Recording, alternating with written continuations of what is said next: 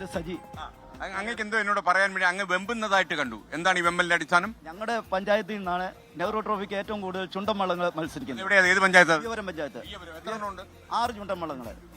അതെ, ഞങ്ങളുടെ തീർച്ചയായിട്ടും. തീർച്ചയായിട്ടും. Thank you. നടക്കട്ടെ, കളി നടക്കട്ടെ, കളി നടക്കട്ടെ.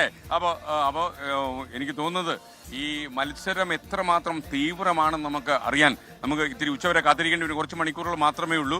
ഈ നെഹ്റു ട്രോഫിയിൽ ഇന്ന് ആര് മുത്തുമിടും എന്നറിയാൻ കുറച്ച് വൈകുന്നേരം വരെ നമ്മൾ കാത്തിരിക്കേണ്ടി വരും. ഫിനിഷിംഗ് പോയിന്റിലാണ് നമ്മൾ നിൽക്കുന്നത്. കനത്ത പോലീസ് സുരക്ഷയൊക്കെ ഏർപ്പെടുത്തിയിട്ടുണ്ട്. സന്തോഷം. Thank you.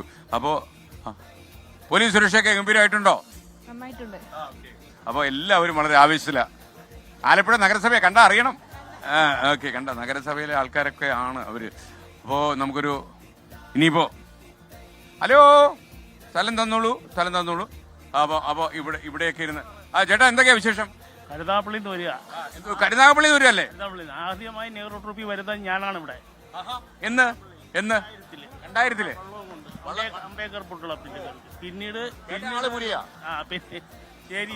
പിന്നീടാണ് ജീസസ് ഒക്കെ വന്നത്. എന്തായാലും നന്നായി. അപ്പോൾ കനത്ത സുരക്ഷയാണ് ഇന്ന് ഉച്ചയ്ക്ക് ശേഷം നടക്കുന്ന സമ്മേളനം മുഖ്യമന്ത്രി ഉദ്ഘാടനം ചെയ്യും.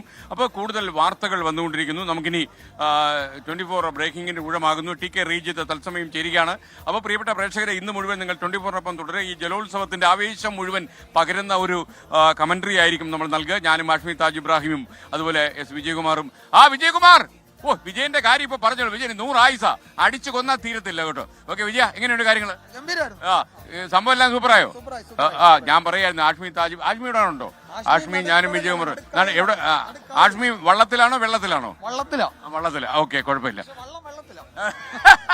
ഓക്കെ, അപ്പോ ഇത് കണ്ടില്ലേ, ഒരുപാട് ആൾക്കാർ ഇപ്പോഴേ വന്ന് നിറഞ്ഞു കഴിഞ്ഞു ഇവിടെയൊക്കെ.